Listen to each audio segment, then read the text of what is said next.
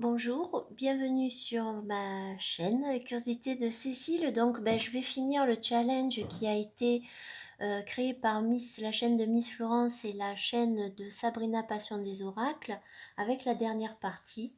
Donc, 11e question, mon boulot représenté dans un tarot. Alors, j'ai choisi The Everyday Enchantment Tarot qui arrive dans une super jolie boîte avec un super bouquin, bon, tout en anglais, avec des correspondances astrologiques, des mots-clés. Il est très très bien fait au niveau du bouquin. Je l'ai choisi parce que mon métier, depuis quelques temps, je suis aide-soignante.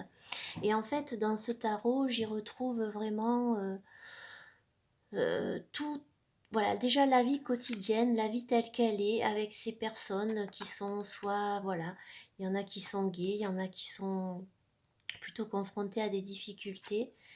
Et je trouve ce jeu, d'ailleurs, c'est un de mes jeux coup de cœur, c'est un jeu dont je sais que je ne pourrais pas me séparer, parce qu'il est vraiment empreint de beaucoup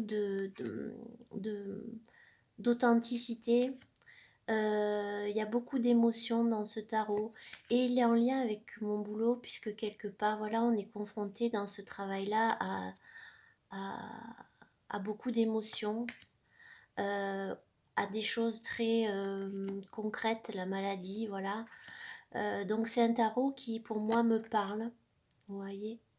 On a des médecins, il y a tout type de personnages, c'est pas que des gens qui sont beaux, c'est pas que des gens qui sont minces, il y a toute nationalité, donc il y a vraiment une beauté dans ce jeu. Pour moi, c'est vraiment, voilà, c'est un jeu coup de cœur.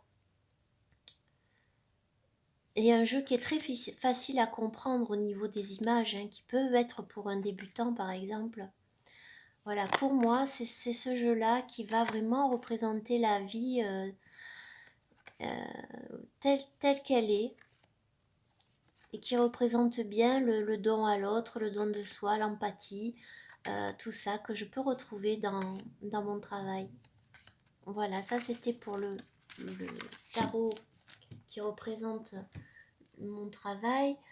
Mon monde adolescent en tarot, alors j'ai choisi le Tarot of the Unknown, c'est un tarot autopublié qui en fait est basé sur un cartoon qui est sorti il y a quelques années déjà, avec donc c'est l'histoire de deux frères qui vont vivre des aventures durant la nuit d'Halloween.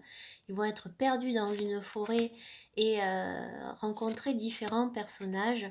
Et c'est un jeu qui pour moi me parle parce que déjà c'est un dessin animé où il y a plusieurs degrés de lecture. C'est pas un dessin animé bébé, c'est un dessin animé où on peut y voir beaucoup plus de choses. Et pour moi, il fait appel à ça parce que j'ai toujours été attirée par l'univers à la Tim Burton, le côté gothique, les têtes de mort, enfin voilà. J'aurais pu choisir le Dark Mansion, mais bon, comme il est très connu comme tarot, j'ai préféré vous présenter celui-là. Mais il représente bien mon monde adolescent avec, voilà, ces personnages-là, Halloween. Et puis il suit très bien le rider. C'est interprété façon cartoon, mais voilà. Donc celui-là, voilà, côté adolescent. Après, le tarot voilà, pour les questions amoureuses, alors j'ai choisi le le tarot cosmique. Voilà. C'est un tarot que je trouve super pour les relations. Donc moi j'ai coupé les tranches, hein, j'ai les éteintes en bleu. Et voilà, c'est un tarot vintage avec des couleurs un peu dans les roses, voilà, dans les bleutés. On a des personnages un petit peu vintage, un petit peu des stars un petit peu hollywoodiennes. Il y a un côté un peu voilà vintage et je trouve très intéressant parce que il y a beaucoup de cartes avec des personnages, un couple, des images où il y a beaucoup de voilà.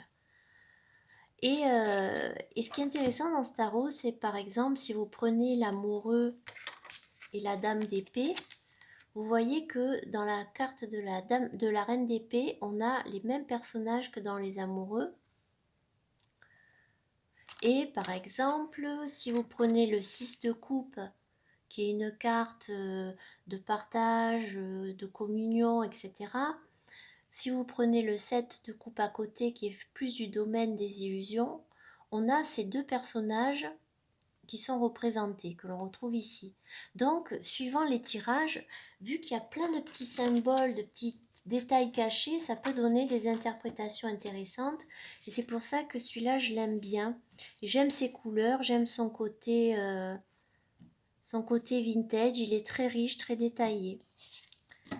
Voilà. Et pour terminer, c'est la carte préférée de tous les temps.